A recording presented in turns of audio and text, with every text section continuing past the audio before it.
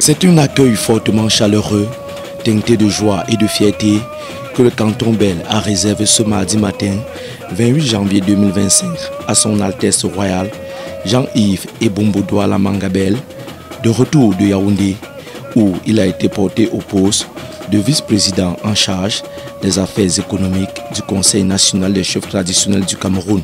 À sa descente du véhicule, il a été reçu par la notabilité coutumière et sa communauté tout entière.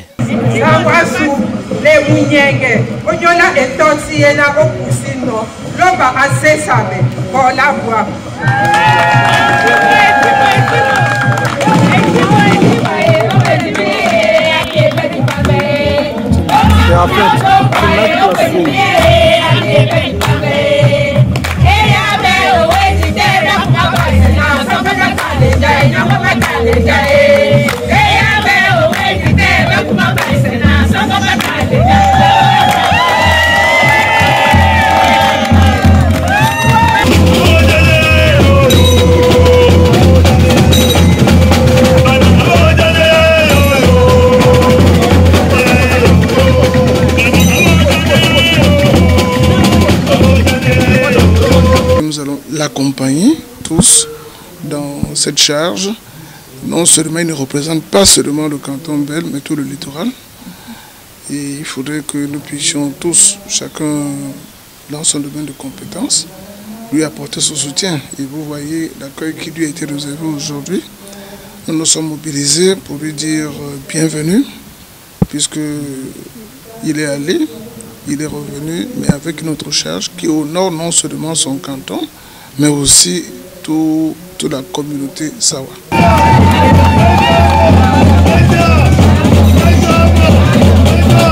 À cette occasion solennelle, le roi Bel a délivré un message à la presse dans l'optique de partager sa vision. Très tôt, j'ai perçu l'importance du Conseil national et à un moment déterminé, plus qu'à un autre, je m'en suis rapproché, notamment après le départ de Sa Majesté Ayatou, et j'ai souhaité apporter ma contribution. Et progressivement, il y a eu un certain nombre de manifestations auxquelles j'ai participé, et j'ai commencé à montrer sans doute que j'avais un intérêt pour l'institution, que j'avais des initiatives, que j'apportais ma contribution. Et progressivement, peut-être, j'ai dû rentrer dans le cœur des uns et des autres, dans la perception de ce que je pouvais apporter. Et c'est comme ça que j'ai été surpris de me retrouver vice-président. Parce qu'il y a un travail considérable à faire.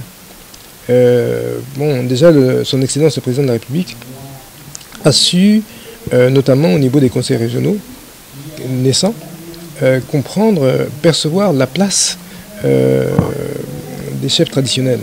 C'est-à-dire que dans tous les conseils régionaux, il y a un côté commandement traditionnel. Le travail qu'il y a à faire, c'est tout simplement de renforcer dans la compréhension des uns et des autres la place du Conseil national et surtout la place de la contribution qu'il peut apporter au niveau national.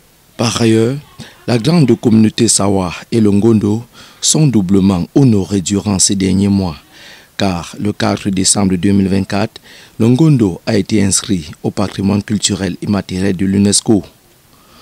Pour rappel, un autre fils Sawa a été honoré à ce conclave de Yaoundé. Il s'agit de Sa Majesté Doumbé Emmanuel, chef traditionnel du 3e degré du village Bonandale 1. Il est porté au poste de secrétaire général adjoint.